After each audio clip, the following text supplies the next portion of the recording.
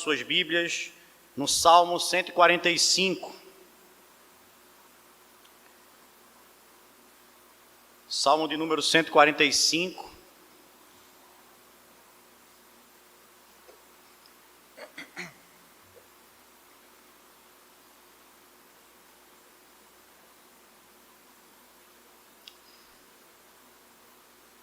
Eu vou fazer esta leitura e o irmão e a irmã podem acompanhar em silêncio nas suas Bíblias. Salmo que tem por título A Bondade, Grandeza e Providência de Deus. Diz assim a palavra do Senhor: Exaltar-te-ei, ó Deus meu e Rei, bendirei o teu nome para todo sempre. Todos os dias te bendirei e louvarei o teu nome para todo sempre. Grande é o Senhor e muito digno de ser louvado, a sua grandeza é insondável. Uma geração louvará outra geração as tuas obras e anunciará os teus poderosos feitos. Meditarei no glorioso esplendor da tua majestade e nas tuas maravilhas. Falar-se-á do poder dos teus feitos tremendos e contarei a tua grandeza.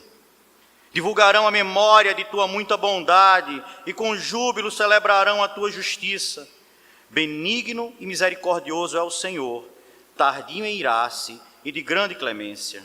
O Senhor é bom para todos e as suas ternas misericórdias permeiam todas as suas obras.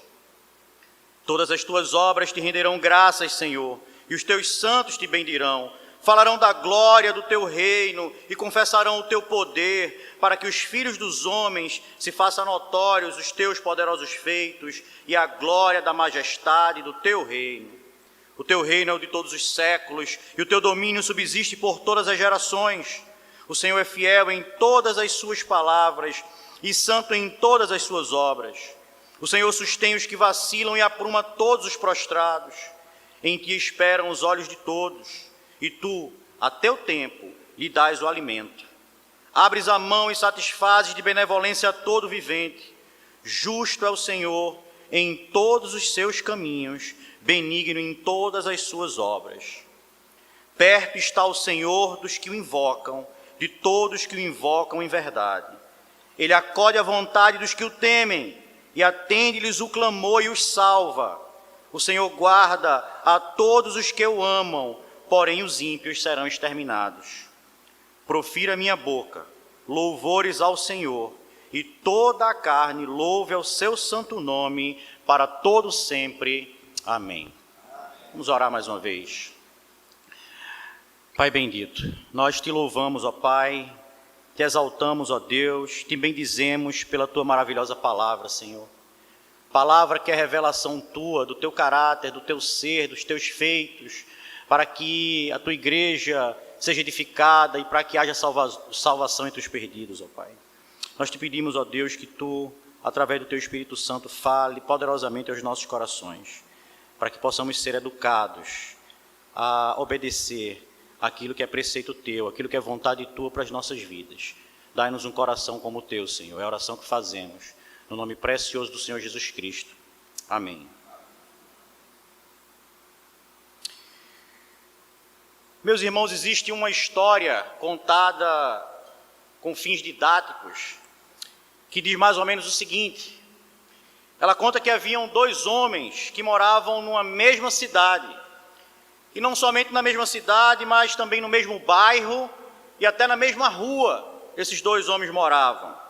Eles nasceram e cresceram naquela cidade de maneira que eles conheciam profundamente o local onde moravam.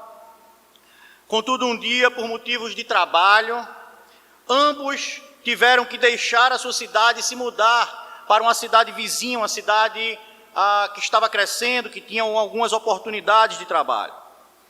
E como era praxe naquelas cidades daquela região, quando se chegavam novas pessoas para ali morarem, o prefeito ele cuidava de fazer uma entrevista, de conversar, de bater um papo e saber qual era a intenção da mudança, qual era a motivação, e explicava também um pouco do funcionamento daquela cidade. Era um prefeito ancião, sábio, que gostava de fazer isso, e assim ele procedia. Então, aqueles homens começaram a fazer a sua mudança, e o primeiro homem chegou, então, naquela cidade.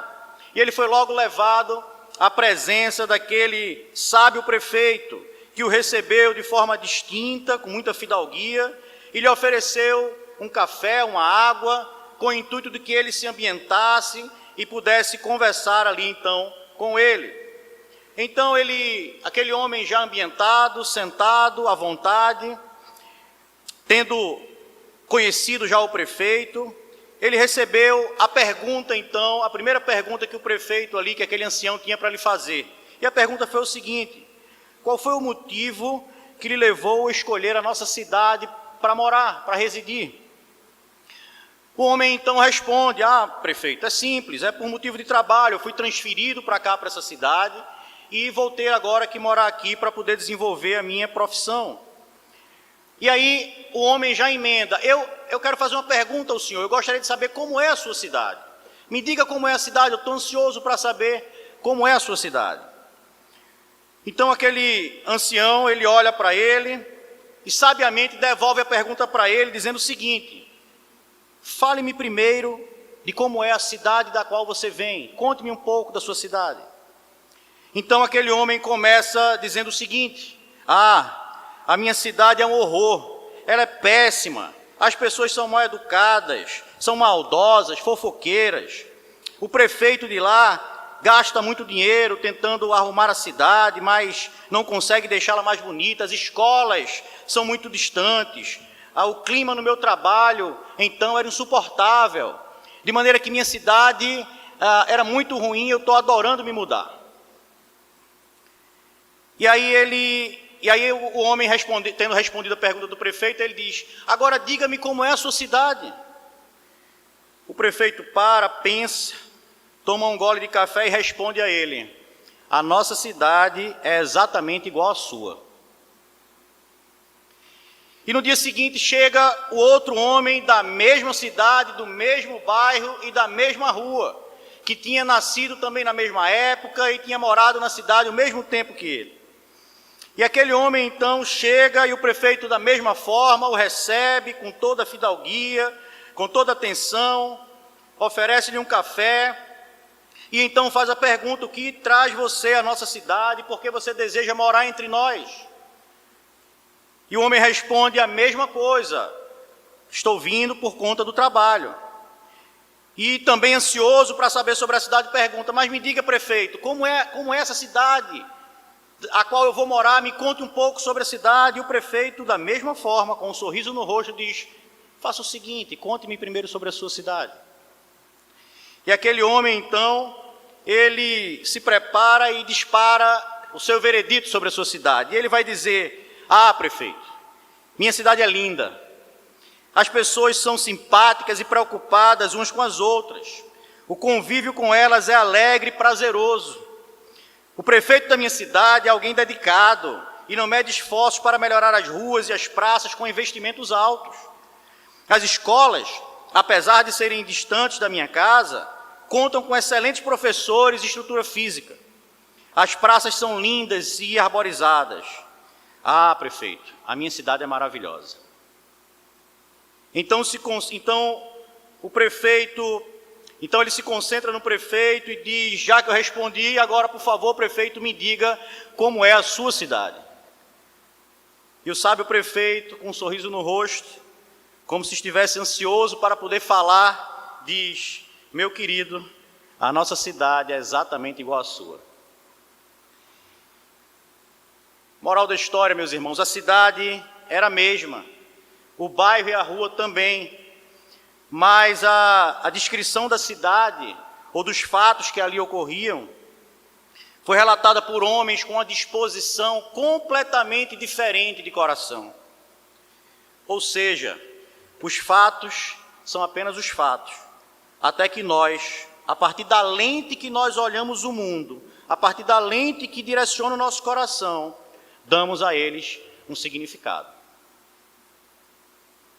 A pergunta que nós podemos fazer é a seguinte: que lente nós temos usado para ler os acontecimentos das nossas vidas? Como nós estamos olhando para as coisas que acontecem nas nossas vidas? Com que lente nós temos projetado o nosso futuro, entendendo aquilo que tem acontecido nas nossas vidas. Nesse Salmo de Davi, ele vai nos ensinar algo sobre o real motivo da alegria, onde ela reside, qualquer que seja a situação. Davi escreveu, meus queridos, um total de 73 salmos contidos no nosso saltério. Mas esse salmo, o Salmo 145, ele tem um caráter especial. O Salmo 145, ele faz parte do quinto e último livro dos Salmos. Ele também é o último salmo de Davi contido no saltério, sendo considerado também por muitos estudiosos como o último ou um dos últimos salmos escritos por Davi. Não só está como o último salmo do saltério, mas pode ser o último salmo escrito por Davi, ou seja, Davi escreveu esse salmo muito provavelmente na sua velhice, um homem já experiente, vivido e tendo passado por tudo que passou. Esse é um texto que Davi ele se preocupou não só com o seu conteúdo, mas ele também se preocupou com a sua forma. Esse é um texto que nós chamamos de acróstico alfabético, porque Davi ele se preocupou em colocar no início de cada estrofe uma inicial do alfabeto hebraico. E essa técnica ela era usada no sentido de fazer com que aquele texto que fosse produzido, ele se tornasse um texto de fácil lembrança. Porque imagine você um texto onde todas as suas estrofes começam com uma letra do alfabeto. Então, no nosso caso, A, B, C, D. Era um texto feito tecnicamente para levar as pessoas a lembrarem com facilidade dele. Então, o objetivo do autor era que as pessoas lessem esse texto, aprendessem ele e pudessem recitá-lo, cantá-lo, muito mais outras vezes. Charles Spurgeon, fazendo uma análise sobre essa estrutura, Charles Spurgeon, um grande pregador batista, reformado, considerado por muitos como o príncipe dos pregadores e também como o último dos puritanos, ele vai escrever o seguinte, acerca da estrutura desse texto. Ele vai dizer: este é um dos salmos alfabéticos, composto com muita arte e, sem dúvida, organizado de modo a auxiliar a lembrança. Mas ele, falando acerca do contexto, também vai dizer: é um salmo de Davi, um salmo do próprio Davi, o favorito de Davi. É um louvor de Davi exatamente como o outro, o Salmo 86, é a oração. É louvor completo e louvor entoado numa nota aguda. Davi tinha bendito a Deus muitas vezes em outros salmos, mas este considera o seu salmo peculiar, a joia da coroa de louvor. Então esse era um salmo especial, é um salmo especial. Um salmo que Charles Spurgeon reputa como a joia da coroa dos salmos de louvores de Davi. Mas é importante que nós entendamos o contexto, então, no qual Davi se encontrava ao escrever este salmo, para que nós possamos aprofundar na nossa mensagem. É interessante que um pregador conhecido nosso da IPB, pregando esse texto, eu me lembro que logo no começo ali do sermão ele disse: olha, eu vou dizer uma coisa para vocês já começarem entendendo. Eu não desejo a vida de Davi para nenhum dos irmãos aqui. E muitos poderiam pensar, mas acho que seria bom ser o rei, né? Ser o rei de Israel. Israel era uma potência na época. Davi conseguiu juntar as 12 tribos, expandiu de maneira exponencial as fronteiras de Israel. Você pode pensar, Davi era um homem poderoso. E eu explico a você. Davi teve, meu querido, minha querida, uma vida de grandes e duras batalhas e desafios. Davi desde cedo já enfrentou o problema dentro da sua casa. Davi era um filho mais novo, Davi era preterido entre seus irmãos. O desafio de Davi já começou dentro da sua própria casa com seus pais. Lembre você que quando o profeta Samuel vai até sua casa, mandado por Deus para escolher, para receber de Deus a orientação de quem seria o próximo rei, dos filhos de Jessé, Jessé chama todos os seus filhos para mostrar a Samuel. Obviamente, se o rei viria da sua casa, que todos fossem mostrados, menos Davi. Menos Davi. Então Davi já enfrentava essa dificuldade dentro de casa. Ainda no pastoreio, Davi também teve grandes desafios. A palavra de Deus nos diz que pastoreando o rebanho do seu pai, Davi enfrentou urso, enfrentou um leão, e após ser ungido rei por Samuel, depois que Samuel manda ele vir e ele é ungido rei, Davi enfrenta um grande desafio conhecido por todos nós. Ainda pastoreando o rebanho do seu pai, Israel em guerra, um grande gigante desafiando Israel e maldizendo o Deus de Israel. Davi vai lá para ver seus irmãos e é recebido da seguinte forma: o que é que tu está fazendo aqui, Davi? Volta lá para cuidar das ovelhas de papai. Exaltar-te-ei, ó Deus meu e rei, bendirei o teu nome para todo sempre. Todos os dias te bendirei e louvarei o teu nome para todo sempre. Grande é o Senhor e muito digno de ser louvado, a sua grandeza é insondável. Meus irmãos, Davi, ele irrompe nesse louvor, tendo meditado sobre a sua vida. Ele diz: olha, a despeito de tudo, eu vou te exaltar, Deus, para todo sempre, mas não somente para todo sempre, eu vou te exaltar, Senhor, todos os dias, para todo sempre. Davi, ele inicia esse salmo de forma repentina, com a força de um rei. Ele declara o seu louvor a Deus, e ele vai fazer isso baseado em alguns pontos. O primeiro deles, Davi vai louvar a Deus com essa intensidade por conta dos seus grandes e poderosos feitos. Se você continuar a leitura, você vai ver aí no versículo 4, ele vai dizer: uma geração louvará outra geração as tuas obras, e anunciará os teus poderosos feitos.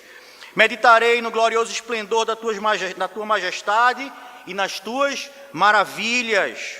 Falar-se-á do poder dos teus feitos tremendos e contarei a tua grandeza.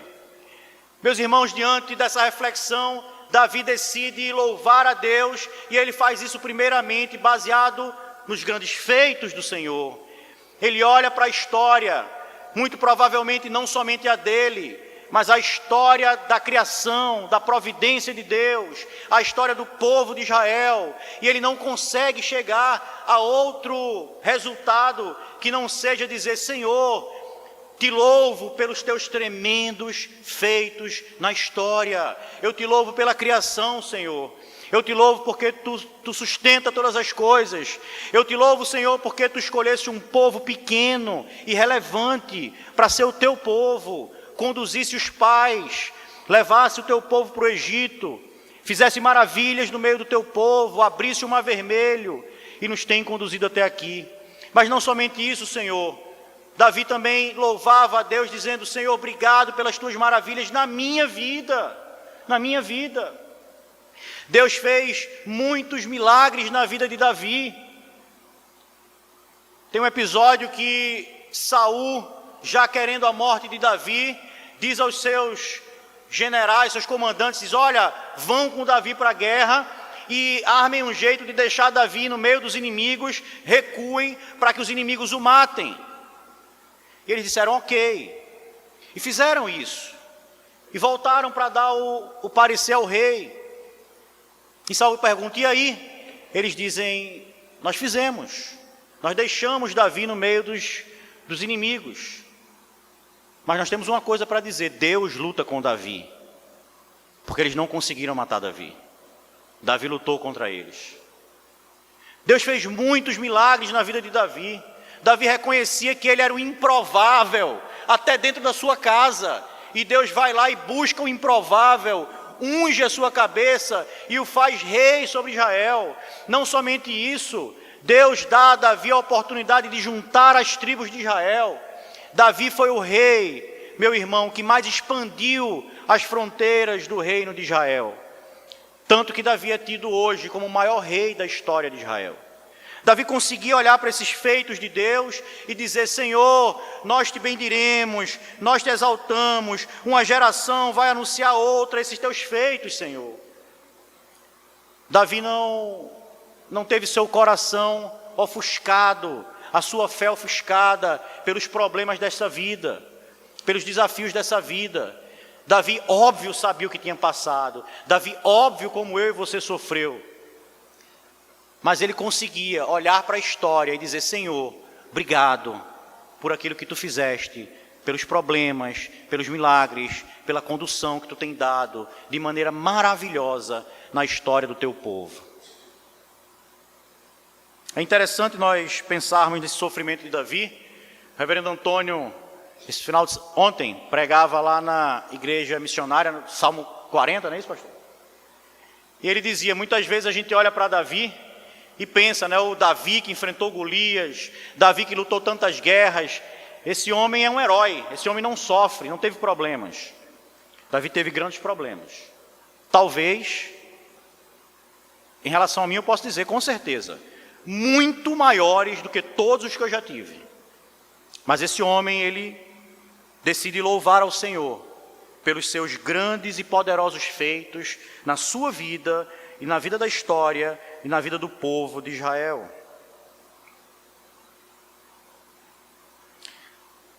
Mas não somente pelos grandes feitos. Davi vai louvar a Deus e vai irromper no hino de louvor ao Senhor pelos seus grandes feitos, mas também pelo caráter e pelos atributos de Deus. Veja o versículo 7. Ele vai dizer: Senhor, divulgarão a memória da tua muita bondade, e com júbilo celebrarão a tua justiça. Benigno e misericordioso é o Senhor, tardio em irar-se, de grande clemência. O Senhor é bom para todos, e as suas ternas misericórdias permeiam todas as suas obras. Davi vai falar, meus irmãos, da bondade de Deus, da sua justiça, da sua benignidade, da sua misericórdia, da sua longanimidade e da sua grande clemência. Perceba um padrão aí, nesses atributos que Davi ressalta do Senhor. Óbvio, ele também em alguma medida vai falar do poder de Deus, mas ele faz uma sequência e ressalta atributos de Deus que nós podemos perceber que são atributos de um coração humilde, de alguém que sabe que foi alvo da graça de Deus, alguém que sabe que foi alvo da misericórdia de Deus, alguém que sabe que está em débito com o seu Deus e que Deus agiu com bondade para com ele. Por isso que ele vai falar da bondade, vai falar da justiça, mas também da benignidade, da misericórdia, do longo ânimo em irar-se e também da sua grande clemência.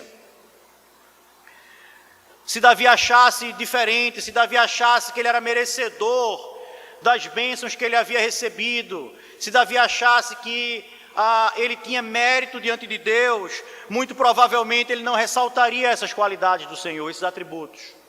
Mas Davi sabia que ele era um homem pequeno, que ele era um rei poderoso entre os homens, mas que ele estava exaltando o Rei dos Reis, o Senhor dos Senhores, cujo trono é eterno e indissolúvel.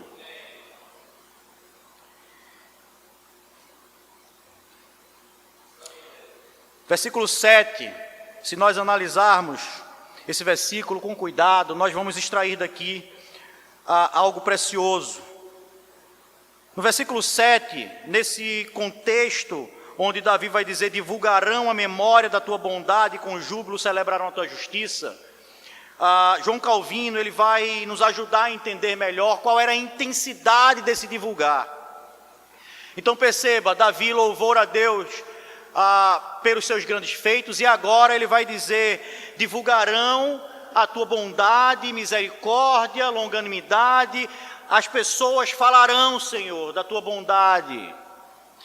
E Calvino vai dizer o seguinte, ele vai dizer, como o verbo nabang significa jorrar, ou seja, esse divulgarão pode significar, olhando para o original, jorrar. Alguns supõem que aplicado à fala, significa não somente falar ou divulgar de maneira normal, mas também um discurso transbordante, como água fluindo da fonte.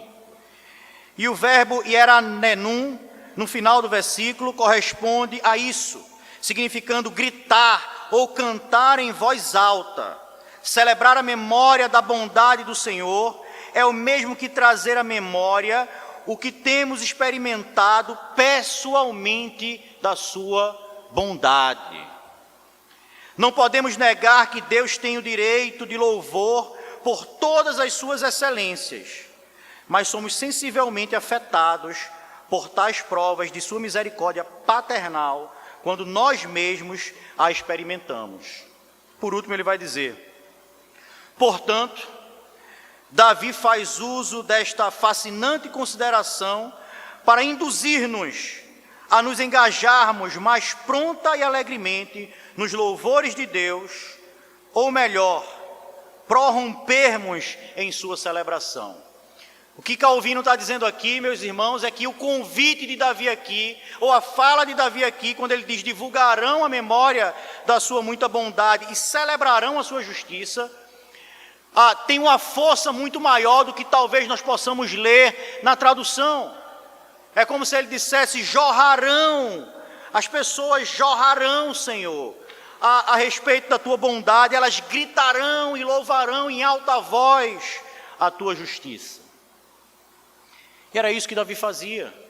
Davi louvou a Deus pela sua bondade, pela sua misericórdia, pelos seus atributos. Mas também Davi vai orar pelo seu reino eterno e providência. Veja aí nos versículos de número 10 em diante. Todas as tuas obras te renderão graças, Senhor, e os teus santos te bendirão. Falarão da glória do teu reino e confessarão teu poder, para que os filhos dos homens se façam notórios os teus poderosos feitos e a glória da majestade do teu reino. O teu reino é de todos os séculos, e o teu domínio subsiste por todas as gerações. O Senhor é fiel em todas as suas palavras e santo em todas as suas obras. O Senhor sustém os que vacilam e apruma todos os prostrados. Em ti esperam os olhos de todos, e tu a seu tempo lhe dás o alimento. Abres a mão e satisfazes de benevolência a todo vivente. Justo é o Senhor em todos os seus caminhos, benigno em todas as suas obras. Davi agora vai louvar ao Senhor, meus queridos, pelo seu reino eterno e pela sua providência. Davi vai louvar a Deus porque Ele é o governante, aquele que é o Rei dos reis. Por isso que Davi começa o seu salmo dizendo, ele sendo rei, dizendo, exaltar-te-ei, ó Deus meu e Rei, reconhecendo o reinado soberano do Senhor. O poderoso rei humano se curva diante do rei divino. Calvino ele também resume essa ideia do reino eterno e da providência real da seguinte forma. Ele vai dizer, o salmista nega que esse reino seja transitório. Ou seja, o salmista estava aqui negando a transitoriedade do reino. Perceba, Davi olhava para ele e dizia, eu sou rei, eu tenho poder, Deus tem me dado poder e governo sobre algumas pessoas, mas eu vou passar. O meu reino vai passar, essas pessoas passarão, mas o reino do Senhor é eterno e louvado seja Deus por isso. Então ele vai dizer, o salmista nega que esse reino seja transitório, como todos os reinos terrenos, asseverando que permanece firme para todo sempre. E para chamar nossa atenção mais particularmente à natureza eterna do reino, ele irrompe numa admirável exclamação e dirige seu discurso a Deus.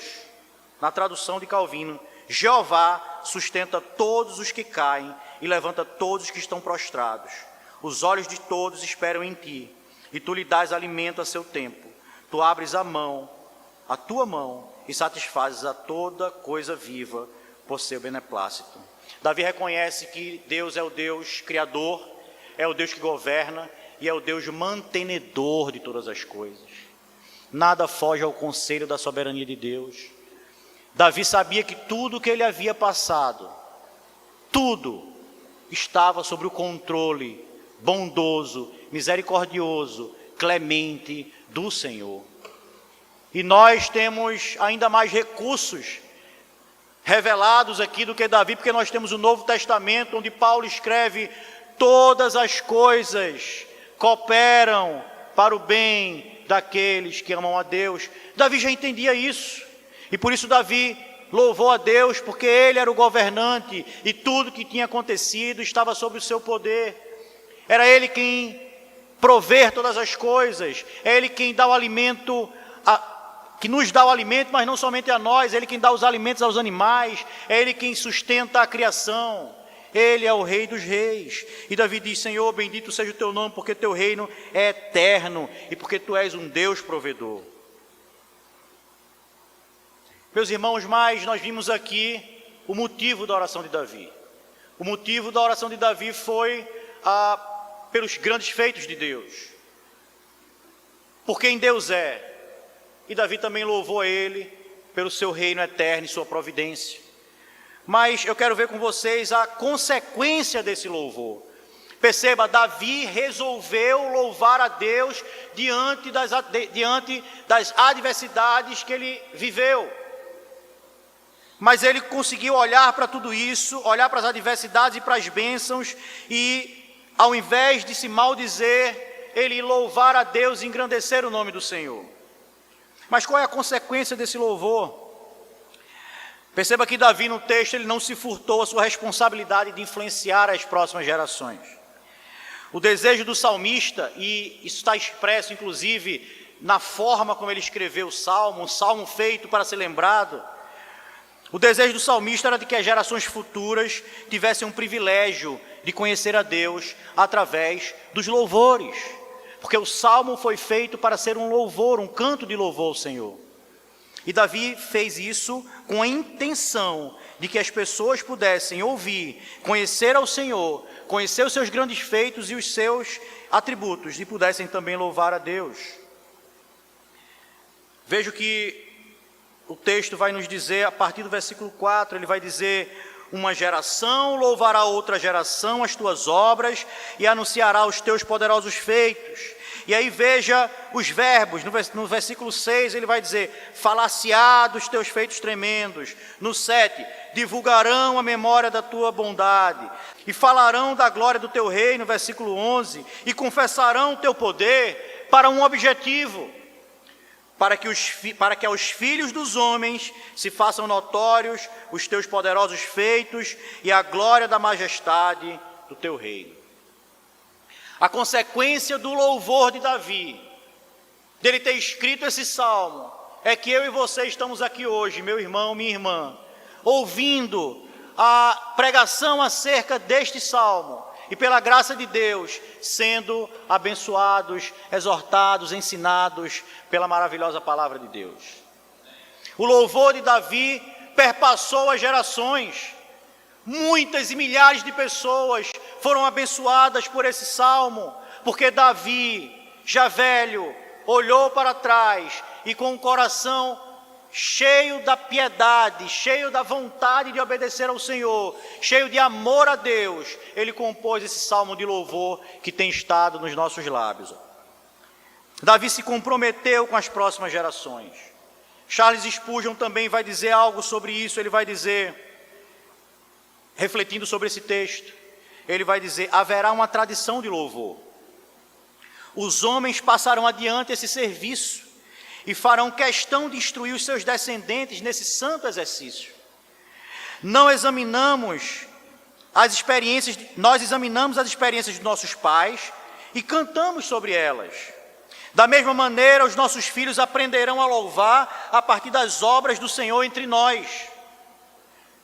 Devemos nos assegurar de que louvemos diante dos nossos filhos e nunca os façamos pensar que o serviço a Deus seja algo infeliz. cada geração contribuirá com o seu capítulo, e todas as gerações juntas comporão um volume de caráter inigualável de louvor a Deus. A consequência do louvor, a consequência da disposição do coração daquele que entende que Deus fez grandes obras, que Deus é bondoso, que Deus é o governante de todos nós, de toda a criação, e louva a Deus. A consequência é que as próximas gerações saberão e conhecerão quem é o nosso Deus. Mas eu quero ver também com os irmãos a causa do louvor e da alegria de Davi, mesmo em meio a esta vida que nós sabemos que nos traz tribulações.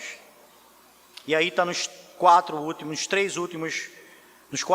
versículos, a causa do louvor e da alegria de Davi. Perceba, nós vimos o motivo.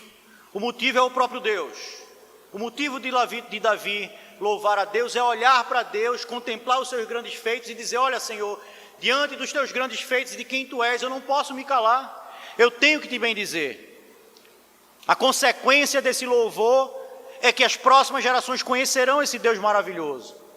Mas a causa desse louvor, nós vamos ver agora, está aí. Veja comigo o versículo de número 18. Perto está o Senhor de todos os que o invocam, de todos os que o invocam em verdade. Davi tinha a certeza que Deus estava perto dele, porque ele invocava o Senhor. A causa do louvor de Davi era saber que esse Deus maravilhoso, que fez grandes obras, que é um Deus transcendente, é um Deus também imanente, é um Deus de perto, é um Deus que estava próximo de Davi, é um Deus que estava com ele nas suas batalhas, é um Deus que lhe levantou quando ele caiu, é um Deus que supriu suas necessidades, é um Deus que tinha abençoado a sua vida a despeito dos problemas. A causa do louvor de Davi era a certeza que ele tinha de que Deus estava perto dele. E a palavra de Deus vai dizer que Deus está perto, meus queridos, daqueles, de todos os que o invocam em verdade. E aí cabe uma pergunta: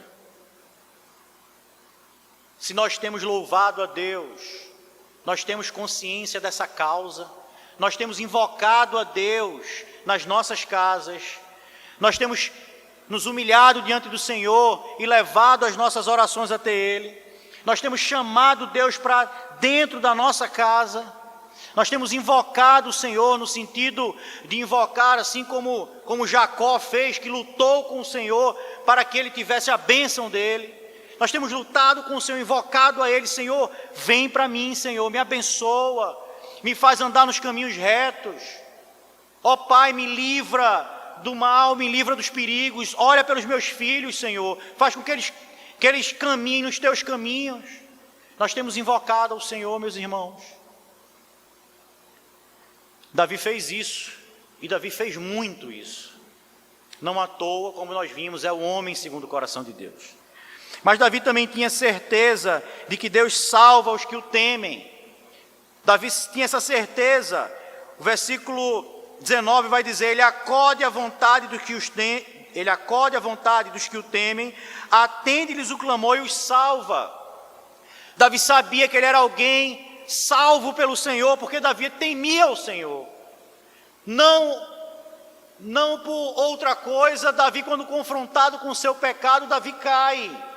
Diz a palavra de Deus: Davi cai, rasga suas vestes, põe vestes de saco, põe cinzas sobre a sua cabeça, se humilhando diante do Senhor, temendo ao Senhor, porque Davi sabia que tinha pecado contra o Senhor. E temer ao Senhor, meus queridos, não é ter medo, mas é ter respeito, é amar ao Senhor, sabendo que Ele é um Deus poderoso, justo, e que Ele não faz vista grossa para o pecado. Davi sabia que ele tinha as suas orações ouvidas pelo Senhor e que Deus o salvava, que Deus o salvara. Mas por último, Davi também tinha certeza, meus queridos, de que ele era guardado pelo Senhor, porque o versículo 20 vai dizer: o Senhor guarda a todos os que o amam.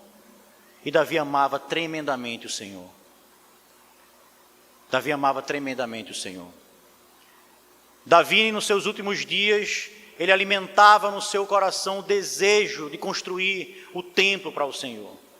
Ele amava o Senhor, ele dizia: Senhor, eu moro num palácio, o Senhor habita em tendas. Ó Deus, dai-me a oportunidade de fazer uma casa para o Senhor, uma casa maravilhosa, digna do Senhor. E o Senhor diz: olha, Davi, eu sou Deus, eu não habito em casa feita por mãos de homens, mas tu não vai conseguir fazer, Davi. Tu tem as mãos meladas de sangue, mas o teu filho, ele vai fazer, ele vai construir o templo. Mas esse era o desejo de Davi, perceba, um homem já perto de morrer. O desejo dele era: Senhor, eu te amo tanto, que eu quero construir uma casa, um templo, para que as pessoas possam te adorar. Essa era a disposição do coração de Davi. E porque Davi amava o Senhor, ele sabia que ele era guardado pelo Senhor. Para nós isso é a perseverança de Deus nos santos. É por isso que nós perseveramos, meus irmãos. Não é porque eu e você somos melhores do que aquele que não crê no Senhor. É porque Deus persevera em nós e por nós. Deus é quem faz a obra. É como a palavra de Deus diz: aquele que iniciou a obra há de consumá-la. Aquele que nos chamou das trevas, ele há de nos conduzir pelo poder do Espírito Santo para o dia da glorificação, o dia do Senhor Jesus Cristo. E ele finaliza esse salmo no versículo 21 dizendo o seguinte: profira minha boca louvores ao Senhor, e toda a carne louve o seu santo nome para todo sempre. Só voltando aqui, meus queridos, me permitam, versículo 20, ele ainda diz: porém os ímpios serão exterminados. Aqui nós temos dois destinos para o ser humano. E é interessante que o livro dos Salmos, ele é aberto com o Salmo 1 dizendo justamente isso, falando do justo e do ímpio. Como vai ser a vida do justo, ou como vai se findar, ou como vai se dar a vida eterna do justo e a vida do ímpio. E aqui Davi vai dizer: aquele que ama o Senhor será guardado, mas o ímpio, esse será jogado no lago de fogo e enxofre.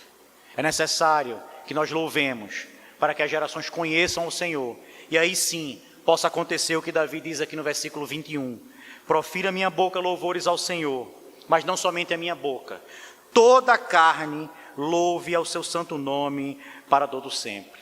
Aqui alguns teólogos dizem que quando Davi expande esse louvor, voltando a afirmar o que ele havia afirmado no versículo 1 e 2, ele está dizendo no sentido de toda a criação, e assim toda a criação glorificará e louvará o nome do Senhor. Meus irmãos, 3 aplicações para que a gente caminhe para o final aqui. Primeira delas, diante do que nós vimos, que nós possamos olhar os eventos da vida, os problemas, os desafios, as dificuldades, as dores, que nós possamos olhar os eventos da vida pela lente do conhecimento do nosso Salvador e sermos felizes lhe rendendo louvores. Que nós possamos olhar para a nossa vida com a cosmovisão de cristãos, daqueles que sabem que esse reino eterno é o reino do Senhor Jesus Cristo, de que ele já veio, de que ele cumpriu as promessas do Antigo Testamento, de que ele cabalmente cumpriu o seu ministério e de que hoje ele já governa à destra de Deus, de onde há de vir para nos buscar. Que nós possamos olhar para os eventos das nossas vidas, sabendo o Senhor está nos conduzindo para aquele dia, quer seja diante das dificuldades, quer seja diante da bonança, Ele sabe o que é melhor para nós e Ele está nos levando, nos preparando para aquele dia. Assim como Davi fez, que nós possamos olhar para os eventos das nossas vidas e lembrem, o fato é o fato. Ele só vai ter a importância que nós vamos dar para ele. Que possamos olhar para os fatos e glorificar a Deus por todos eles, para que ele seja assim louvado. Segundo, que os nossos corações possam fazer jorrar louvores em nossas bocas, para que as próximas gerações conheçam o Salvador. Que possamos falar, meus irmãos, do nosso Salvador, com louvores, com as nossas palavras, que possamos anunciar que Jesus Cristo veio, que Ele morreu na cruz do Calvário e que há salvação para o mundo. Eu tenho convicção de que grande parte do avanço que o mundo tem tido nas suas demandas infernais é porque muitas vezes nós estamos nos calando. Nós fomos chamados não para vivermos uma vida sentados, calados, ou vivendo um cristianismo isolado, sem ninguém saber. Nós fomos chamados para sermos missionários, todos nós fomos chamados para isso. Nós fomos chamados para anunciar ao mundo que existe um Salvador, que é Cristo Senhor. Que possamos fazer isso, que das nossas bocas, dos nossos lábios, jorrem louvores ao Senhor, para que o nosso Salvador Jesus Cristo seja conhecido das nações e que haja salvação entre os perdidos. E terceiro, que tenhamos uma relação íntima com o Senhor, meu irmão, para que a certeza da glória futura nos encha de tamanha alegria, que os problemas desse mundo se tornem pequenos e insignificantes diante e perto da eternidade que teremos com o Senhor. Apocalipse 21 vai dizer o seguinte: eis o tabernáculo de Deus com os homens. João, isso é a visão de João, vendo a Jerusalém celestial descendo dos céus. Eis o tabernáculo de Deus com os homens. Deus habitará com eles. Eles serão povos de Deus, e Deus mesmo estará com eles. E lhes enxugará dos olhos toda lágrima, e a morte já não existirá. Já não haverá luto, nem pranto, nem dor, porque as primeiras coisas passaram. E para concluir, eu quero concluir aqui com uma fala do Charles Swindoll. É um pastor, um autor de livros, já falei dele aqui. Ele tem uma série, Heróis da Fé, e ele fala acerca de Davi. E quando ele finaliza um dos capítulos ali, um capítulo no qual ele fala sobre a graça de Deus, naquele evento onde Davi traz Mefibosete de Lodebar, da terra de desolação. Mefibosete era herdeiro de Saul, e lembrando, os reis matavam os herdeiros dos seus antecessores. Davi vai lá e, cumprindo uma promessa que ele fez a Jonathan, ele traz Mefibosete e o faz sentar na mesa do rei. E finalizando esse capítulo, Charles Swindoll vai dizer o seguinte, e eu espero que essa fala dele feche aqui o nosso sermão, nos fazendo mirar nas coisas de Deus, nas coisas espirituais, nas bênçãos do Senhor, para que tenhamos a alegria que Davi teve, para que da nossa boca jorre os louvores que jorraram da boca de Davi. Ele vai dizer o seguinte: você pode imaginar-se sentado à mesa com Paulo, Pedro e João, e talvez pedir a Tiago que passe as batatas, e conversar com Isaac, Walt e Martin Luther King, Calvino e Wycliffe, partir o pão com Abraão e Esther, Isaías, e sim, com o próprio Davi, acompanhado de Mefibosete? E o Senhor vai olhar para você e dirá com o seu rosto: sim, você é meu, você é tão importante para mim quanto meus outros filhos e filhas, coma o banquete do rei. Ele diz, termina esse capítulo com um sorriso, uma face sim, que diz: obrigado, Pai, por me achar quando eu não estava olhando, por me amar quando eu não era digno, por me tornar seu quando eu não merecia. Graça, ela é realmente maravilhosa. Que Deus nos abençoe, meus queridos, e que essa mensagem possa fazer morada nos nossos corações. Amém.